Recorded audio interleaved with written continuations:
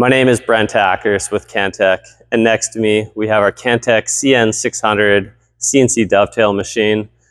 This machine is really unique where it has 3 different functions to choose from. So you can go from automatic pitch, manual pitch, and you can also do French joints. The really nice thing about this machine is how easy it is to set it up. So we're going to walk you through everything from the pre-installation side of this machine, the operation side of this machine, and the maintenance. So right now I'm going to walk around the machine and talk about the different functions, and we're going to start with the left hand side of the machine here. What we've got here all the way to the left here is your controls for the left zone. So you've got your upper clamp and lower clamp. So you've got 2 cylinders that are going to clamp onto your material here. These cylinders can actually be adjusted from left to right depending on where your panel position is. And then back on here, we've got our cycle start button, and that will engage the cycle on this zone. We'll go through that more on the operations side. And then we've got our lower fence and our upper fence here as well. And we'll go through that further again through the operations section. At the top here, we've got just strapped onto the top a handle to unlock our front door. So I'll unlock this and give you access to underneath the machine here. So in this bottom section, you'll see all of our pneumatics are stored away in here. You can actually use this as storage as well. And on the top here, you can get better access to the servo motors, any other adjustments you need to make, spindle, these kinds of things. So you can see that we've got really good accessibility to the front and the back of the machine when making any adjustments. So we'll go ahead and get this closed up.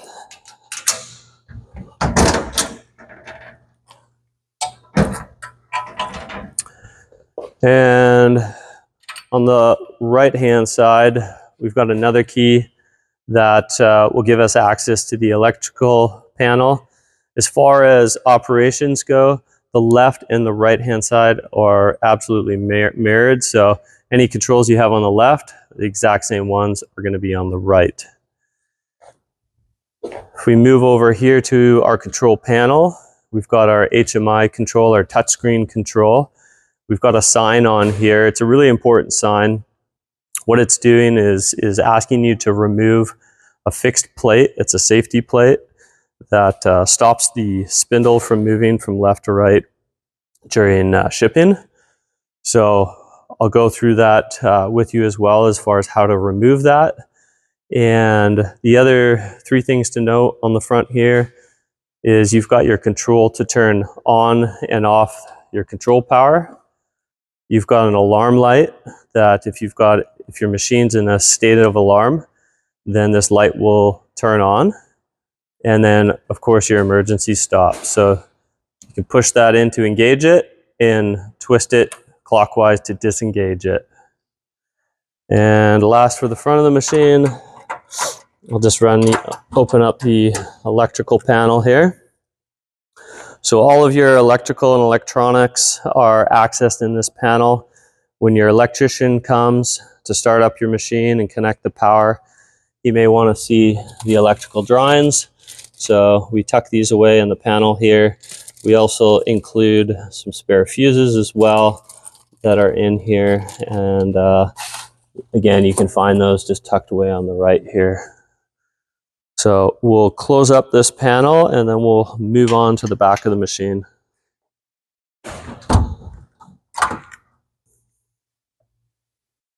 Okay, moving on to the back side of the machine. First thing, I'm just going to talk a little bit about the contents of the toolbox that comes with the machine. So here we've got our leveling bolts and our leveling pads. So we want to get these leveling bolts installed on the machine and then place the machine on these pads. Here we've got the wrenches that allow you to unlock the collet to install your tooling. And in the toolbox, we've got a miscellaneous set of tools to be able to allow you to make the adjustments on the machine. So next up, we're going to talk a bit about the power requirements. Again, this is really important when you have your electrician come in to apply power to the machine. We want to make sure that they hook up 230 volts plus and minus 5%. So that's going to sit within the range of around 219 volts and 241. If we look down at the bottom of the machine, this is where your cable is going to come in to the electrical panel with your cable restraint here. So next up we want to talk about is the shipping bracket. So we discussed this at the front of the machine. It's really important to get this removed. You need two tools to be able to get the shipping bracket off. So some side cutters. That's going to allow you to remove a zip tie that is holding on the dust hood. And then you've got a 5mm Allen wrench to be able to remove the two bolts that are holding on the bracket. So we'll remove this one first. And I like to put these into the toolbox so we don't lose them. And then we can remove the last one on the hood side. Again, it's really important that we keep this bracket. If you ever have to ship this machine anywhere or move it, you want to reinstall the shipping bracket.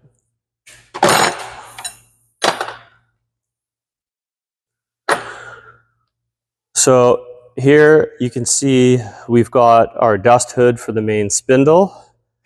This has got a 3-inch hose that needs to be connected to it.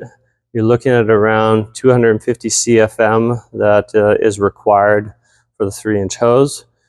We also have a 4-inch outlet on the side of the machine, and that one is set up so that when you're cleaning the bottom of this cabinet out on a daily basis, that you can actually either just blow the dust and the chips into that direction or sweep it into that direction, and it'll help keep everything clean.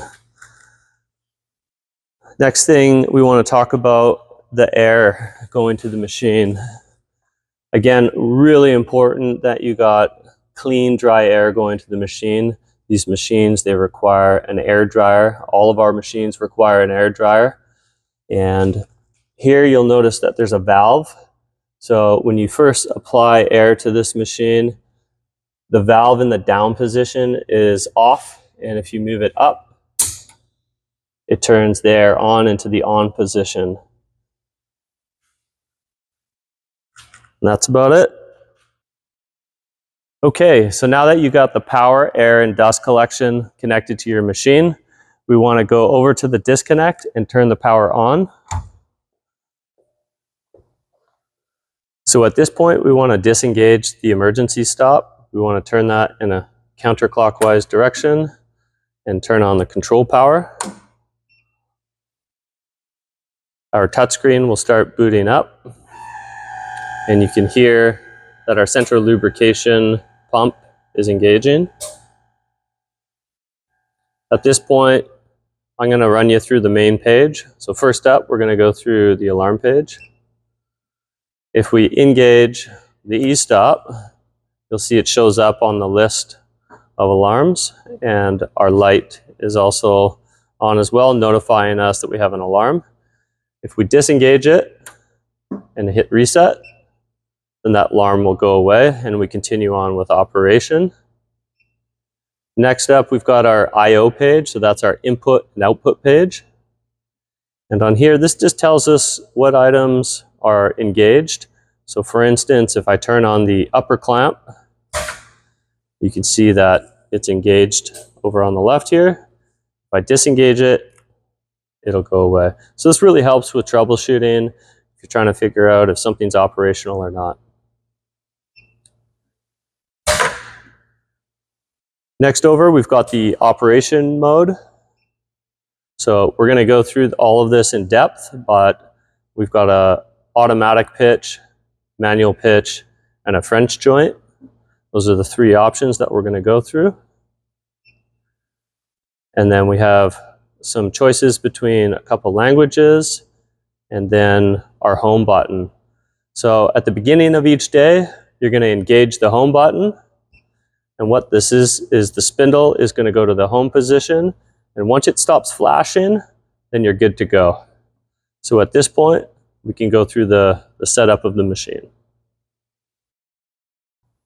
Okay, at this point, we're ready to start doing the setup of the machine. First thing we're going to do is install our tooling. So we've taken off the cover. It's just 2 bolts, real simple. We want to insert our dovetail bit and we want to let it just bottom out. And we want to grab our 2 wrenches from the toolbox. We just want to do this hand tight. And then on the bottom, we want to get this wrench lined up and then just give it a nice snug. So because we're bottoming out this tool, we're actually going to set our spindle height with the Z-axis here. So we'll go through that and show you how to set that. So now that we have our tooling installed, now we want to set the height of our cutter. So we need to release the kip handle on the side of the spindle, and you can take your 5mm Allen wrench and adjust it from here.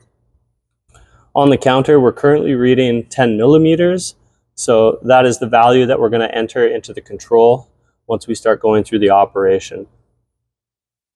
Once you're completed, you want to lock up your spindle and you're good to go. So now that we got the tooling set up, the next step is to get our fences in the correct positions and our clamps. Our top fence is always going to be in a fixed position, and our bottom clamp is what we're going to be moving from left to right relative to what our profile looks like. So if we've got a wider profile, then it's going to change into a different position. So we're going to jump into the parameters here, and I'm going to explain them to you one by one. So on our machine, we've got 3 different choices in regards to operation modes. We're going to start with the automatic pitch. So once you know what your desired panel width is going to be, you want to enter that in here. So ours is 100mm. Then you can see they're looking for the distance of the first joint. So you always got a visual on the right-hand side. And then they're asking you how many joints are you looking for. So you could go 3 if you'd want a larger joint, or you could go 4. The next thing is the male thickness and the female depth. And then our machining speed. So if we wanted to move this up to 25 RPM, we could do that. So with the machining speed, you can change that speed depending on your material type, whether you're running plywood, solid woods, and the different types of solid woods. Your joint displacement is if you've got a particular profile that's got an offset. So if you've got a drawer front that is larger from the sides of your panels, then you would enter that offset in there. In this particular profile that we're going to be running, we don't have any offsets. And the engraving. The engraving, what it does is it scores the material to give you a proper finish. And so that's set at 1mm. Moving on to the right here, we can choose whether we just want to do a male joint or a female joint, or both of them at the same time. And you can also operate either in the left zone or right zone or all the zones. So if you're doing a complete drawer box, you're going to operate in the all zones. Again, down here, based off of what you're choosing for parameters, your fence position is going to change. So your bottom fence position. So if I changed your panel width to 150mm, you can see that the fence position is changing. Next thing is your tool dimensions. So you can see there's a diagram here guiding you through as far as what to enter. So you got your D1 is your tool diameter. A lot of times the specs is actually on the tool and you can enter it in. And if not, you can just take your calipers and measure it and enter it in to the profile. The other important one is your tool height. So on this, we've set it to 10 millimeters. This is what's going to match the spindle height as well that we adjusted earlier in the video. And from here, the only other thing to walk you through is how to save and load a program. And we'll do that we'll do that separately once we've walked you through the operations. So as discussed, we now need to set the bottom fence position. So we need to set it to 12.63.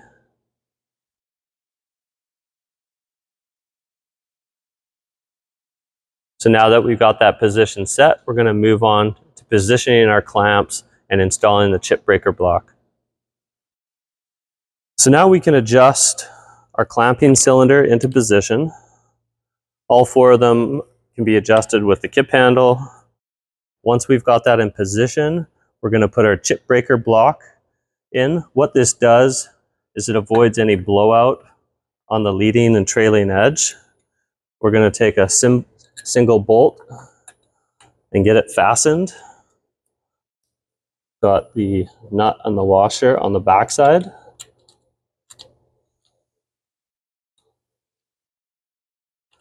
And once we get this tightened down, it's really important we got it in the right position, that it's butted up against the material that we have clamped on the bottom.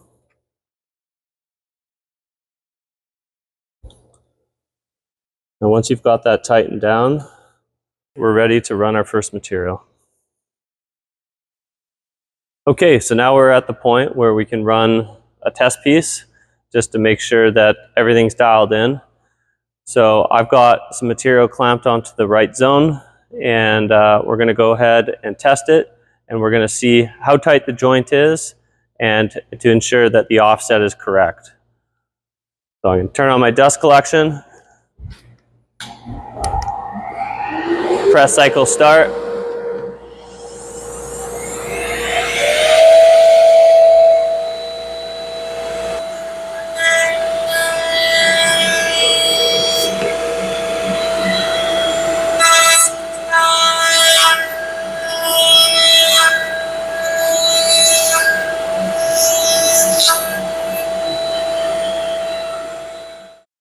Okay, we've now milled our test piece, so we're going to unclamp our material and we're going to check the fitment of the joint. So right away I can already tell that it's too tight, so I'll show you how to adjust that. The other thing we want to check is the offset and making sure that everything's flush. If this is a little bit off, what we can do is adjust the bottom fence. So we don't want to touch the top fence at all. We're just adjusting, making micro adjustments in and out of the bottom fence depending on what direction you need to go. If we want to make this joint looser, what we can do is open up the tooling profile and change the diameter. So because it's too tight, we want to make that number a smaller number. So what we'll go is we'll go to 13.28, 13. And then we'll run another test piece and check the fitment.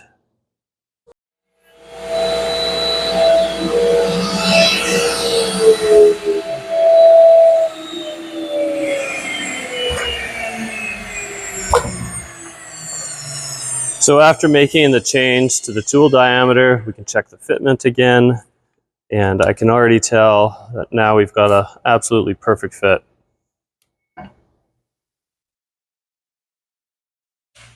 So now that we've gone through the operations on the automatic pitch, we're going to move on to the manual pitch. So within the modes, we're going to select manual, and we're going to go through a couple of the different parameters that are going to change. Once we put those parameters in there, we always want to remember that we have to adjust our bottom fences. Okay, we are now on the manual pitch page.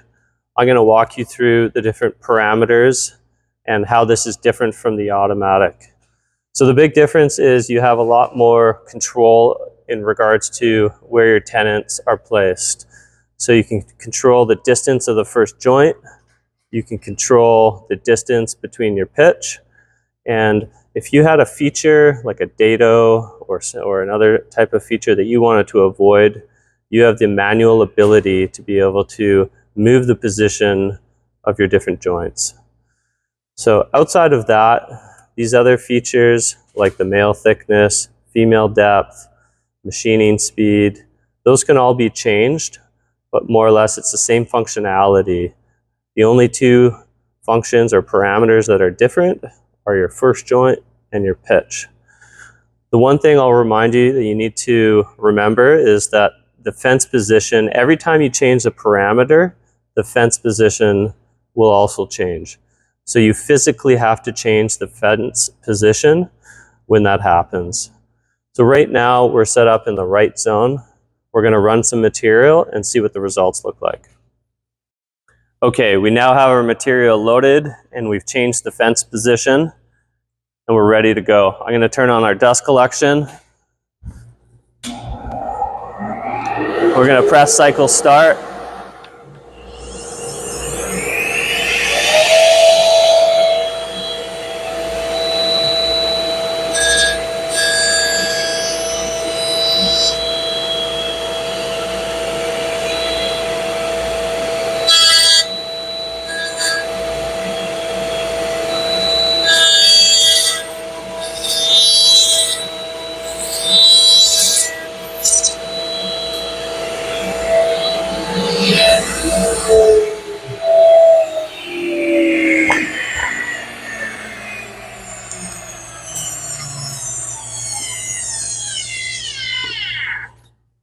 We're going to check our fitment. And there we have it. Okay, so the last function we're going to go through is the French joint. The French joint is commonly used for your drawer fronts. You can set an offset. So what we're going to do is we're going to go through the setup first. We're going to have to change the position of the fence and remove the chip breaker block here. So we're going to go ahead and move the fence to 0.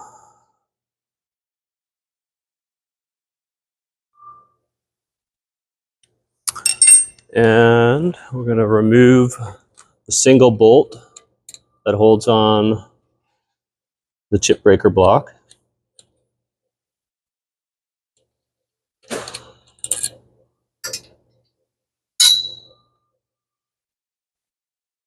And we'll put that aside somewhere so we don't lose it. Let's go through the parameters on the French joint. First parameter is your panel width. So we've got ours set to 100 millimeters. Next one is our panel thickness. So our material is 15 millimeters thick. Next up is the joint length. So you can see the visual over here. We typically set that to 75–80% of your actual material width. And then your actual male joint width, we've got ours set to 13.29. And then this is going to be, the female displacement is going to be your offset. So your offset on the front. So if your drawer front is longer, you're going to calculate the offset of that and enter it in. Machining speed. So this is going to be the machining speed that'll be milling for the male. This is going to be for our fitment. So we're going to put a slight taper on the leading in, and then it'll tighten it up as you put the pieces together. And then the female speed. Because you're plunging into the panel, you want to slow this down, so we've got ours set up to 1,000. The other thing, again, we really need to pay attention to is our fence position. It needs to be set to 0. And from here, I'm just going to walk you through the actual operation of it. Now we're ready to go through the operation on the French joint. The sequence of this is going to be a little bit different. First, we're going to start off with the male joint, and then we're going to move on to the female joint. The reason we do this is because if we were to leave the material for the female joint in there, we're going to collide with the material. So come on over here. We've got our top and our bottom piece clamped in there ready to go. So what we want to do is we want to back off the female material, and we're going to go ahead, turn on our dust collection.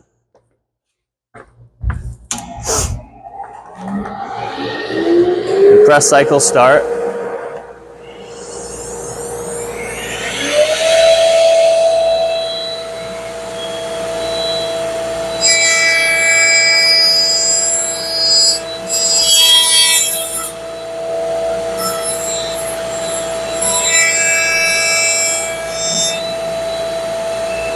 So we want to now change to the female joint.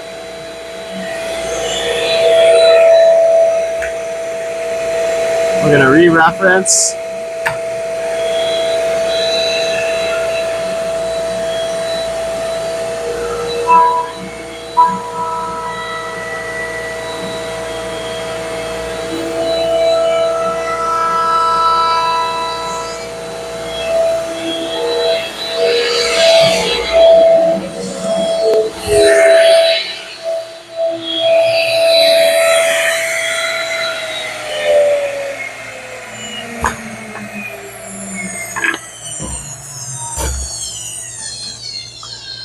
So you can see here, we've got our male joint milled out and our female.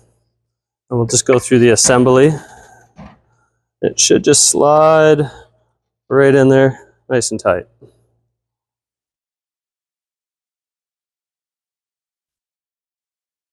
Another really nice feature to this machine is that you can save your products. So as your parameters change, you can save those and recall them up at any time. So we just want to press Save File, Save, press on this box. This will pull up the keyboard. This one we're going to call Test 1.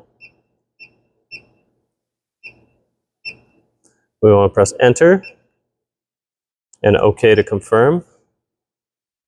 So that's now saved it. We can exit out of here. We want to load the file now, so we can press Open. And we can choose any of the files that we have here. So let's go ahead and choose French joint test and select OK. Now we can also choose to delete files as well. So we can go in and delete the one that we created, which was test 1. So test 1, select OK, select OK again. And it's now deleted. We can now exit out of here. So maintenance on this machine is quite simple. Really two things that we need to pay attention to. First thing being, we want to make sure that we keep the central lubrication system full. So we have our oil tank on the bottom here. It requires a 68 viscosity medium weight oil. You can put the oil in here. And it's really important that we get the viscosity correct on this, because if it's too thin or if it's too thick, it will not travel through the lines properly. The other thing that we want to pay attention to is keeping this machine very clean. So on a daily basis, especially on the inside of this cabinet, taking a vacuum, vacuuming this area out, blowing the area out carefully, and keeping it clean. I hope this video has helped you out in regards to the pre-installation, operation, and maintenance of your machine. If you need any support at all, reach out to us via phone or email. You can visit our website to get those contacts, and we'll also put them up on the screen here. Thanks so much.